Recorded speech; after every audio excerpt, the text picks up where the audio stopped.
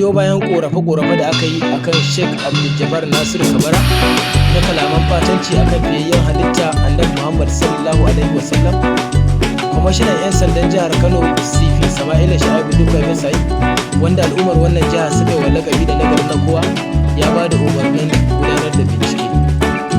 Yau 16 ga watan 7 na wannan shekara ta 2021 an kammala bincike kuma an gurfanar da shi a gaban babbar kotun addinin musulunci da ke kofar kudu a nan Kano bisa wannan tuhuma.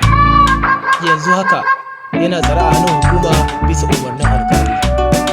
Mai sanarwa DSP Abdullahi Haruna Kiyawa, kakakin rundunar 'yan sandan jihar Kano, a madadin kwamishinan 'yan sandan jihar Kano CP Sama'ila Sha'ibu Dukka Mesai.